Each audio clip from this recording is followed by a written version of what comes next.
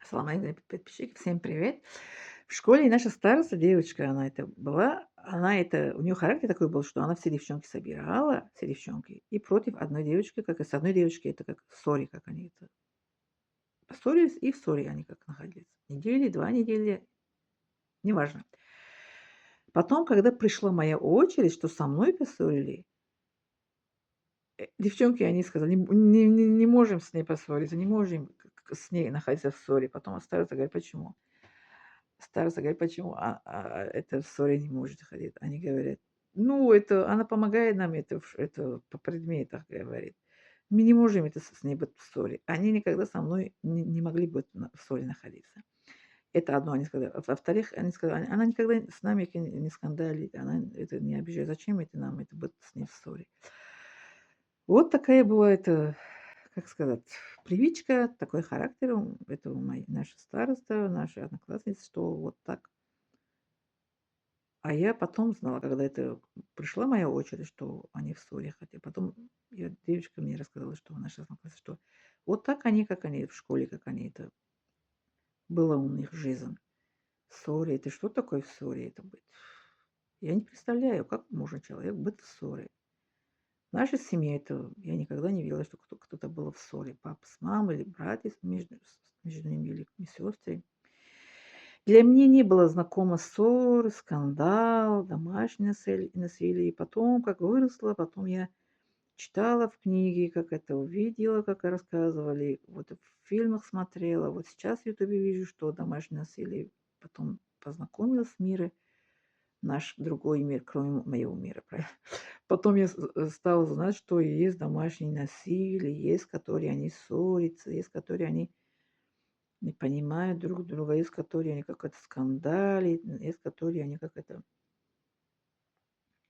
живут не по-человечески, правильно? Это же, считается не по-человеческим. Это неадекватные люди, они как это скандалят, ссорят или как не понимают. Вот, допустим, моя сестренка, она со мной не играла. Это норма. Это у нее такой мир, у меня другой, правильно? Она со мной это не ходила это, в школу.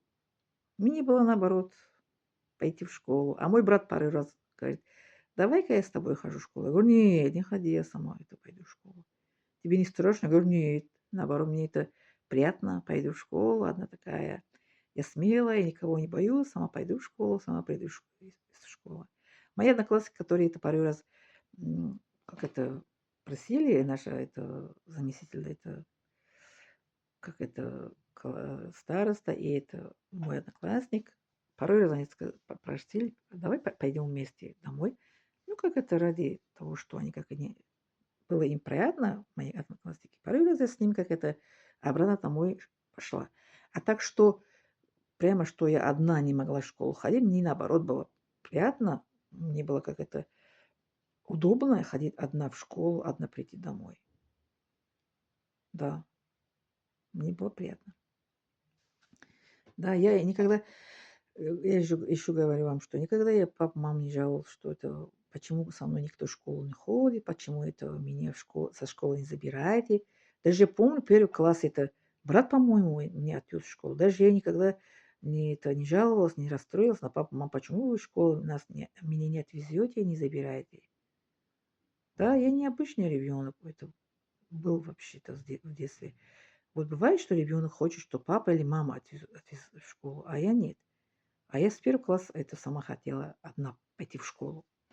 Такая, как говорят, самостоятельный ребенок, что я даже э, не хотелось бы с папой или с мамой, с братьем, с кем-то в школу ходить или обратно домой идти. Да, вот я такой-то ребенок. У меня мир, свой мир был. Да. Я не был больной, у меня не было какой-то, как это, как это расстройство этой нервной системы.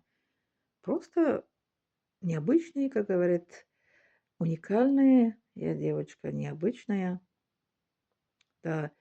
Даже порой соседи сказали, мои родители, что за ребенок такой странный, ни с кем не играет, балует ее, она ни с кем не общается, на улице мы ее не видим. Порой раз это соседи, которые подальше от нас жили, они думают, что у нас только это моя сестренка, а я какой-то их родственница, порой это прихожу к ним это и ухожу. Это. Первый раз они заметили, что я ест. Помню, это одна наша соседка приехала, когда мы в столице жили, она говорит: "Это ваша дочка?" А моя мама говорит: "Конечно, это моя дочка". "А где она выросла? Я её не видела". "Неужели, говорит, ты её не видела?" Говорит: "Не знаю". Говорит: "Это ваша дочка?" Говорит: "Конечно, это моя дочка". "Чё, говорит, ты паникуешь?" Она говорит: "Я не паникую, я её не видела", говорит. А я говорю: "Чё ты паникуешь?" Говорит: Твой это брат-птичка, говорю, мой параллельный, он в школе учится. Он не сказал, что я ест?" Она говорит: "Нет, ни разу не рассказывала, что она сказала, что ты параллельно учишься с ними в школе". А эта девочка на 3 года или на 2 года старше меня была. Я говорю: "Неужели ты в школе никогда не видела?" Она, говорит, те дни вышла из класса, не играла это во дворе, это в школе. "Откуда я тебя вижу?" Говорит. На самом деле я в классе находилась. Я перерыв, я же говорю, это во время перерыв тоже я это домашнее задание сделала. Я выполняла, я это не вышла из класса, поэтому меня не видели, не заметили, что я ест. Ничего страшного. Зато мои родители, мои родные заметили, что я ест. Благодарю за внимание.